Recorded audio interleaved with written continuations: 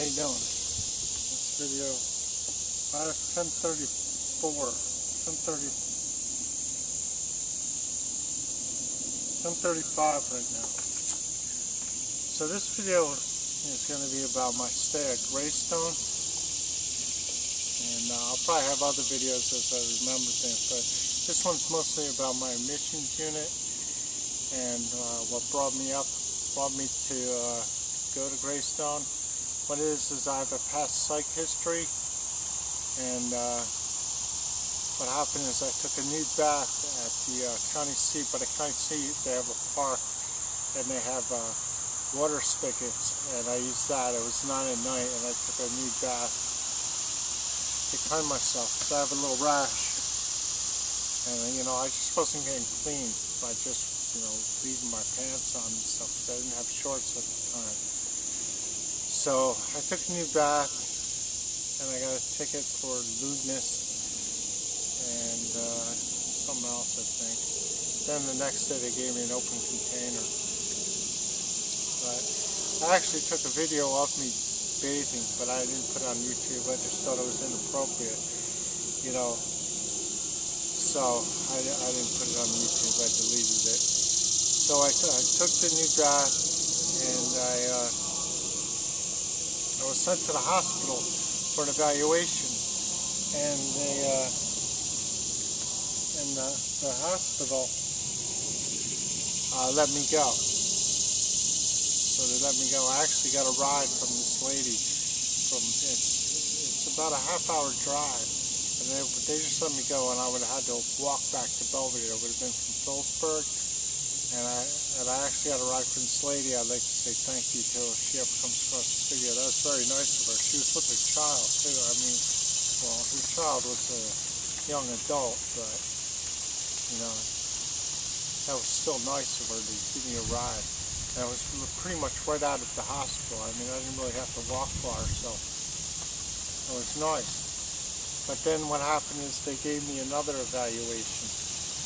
I guess they didn't find that acceptable or something, and they gave me another evaluation, and they needed 2 psychiatrists to sign off on it. They only got one, and then the psychiatrist at Greystone signed it. But that was like at 11 at night that I was sent to Greystone. So I was pretty much, that's pretty trying to just all of a sudden be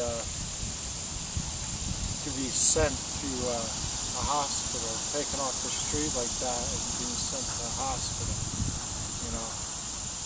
But I didn't really like Greystone. I didn't like the hospital because they don't take the fact that they have patients at that hospital. It seems like everybody was working. They were there. I mean, they weren't working, but everybody was there.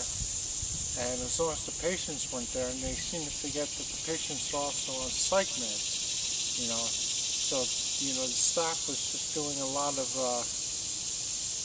nothing. They were doing nothing. They were clipping coupons out of the papers and stuff like that. The paper was supposed to be for the clients. They would take the papers, and that way it was.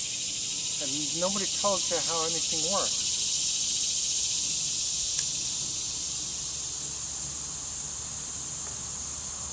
Nobody tells you how anything works. So you're left guessing. Like, you don't know laundry, you don't know how to go to a dentist, you get a haircut, where the showers are. I mean, things are pretty much easy, but they're expecting you to have, you're supposed to be there under somebody's care.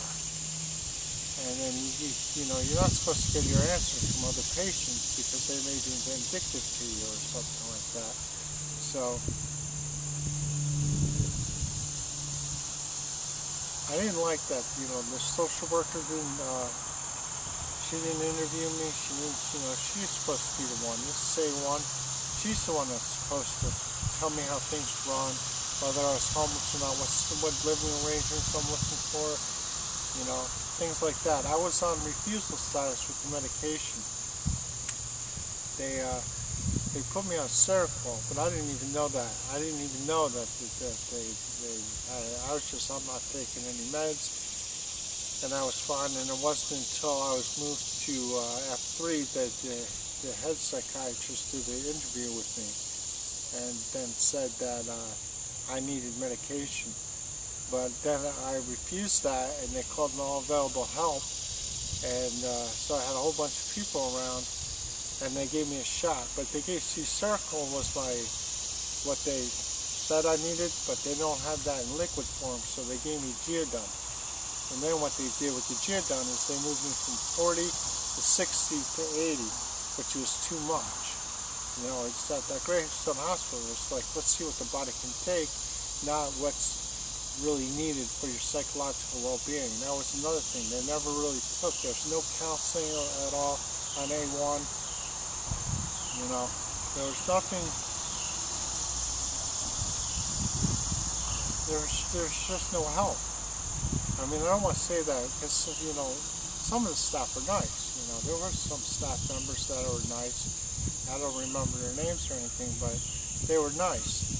You know, I'll have another video when I talk about F3, and, you know, it's just hard to try to remember all the things because, you know, a lot of it is being just stressed out, when you know, being stressed when you're there. That's, you know, it's a trying situation, so things are just, and it's boring, and you got nothing to do, and then, you know, there's nobody really to help you to explain things. You don't know what's going on, so then all they'll do is just put you on more meds if you act out of line.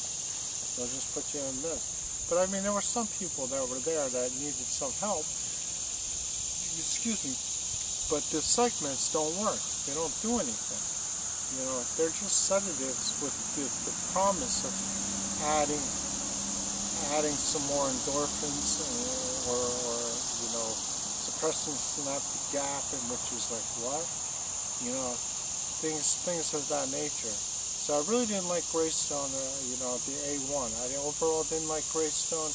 You know, they had a lot of color that they spoke broken English, and you really couldn't understand what they were saying and stuff. And I didn't like that, you know, you can't smoke there. I didn't like that. But, you know, what are you going to do? Look at what I just got. Look at this guy. See if I can get you to see that.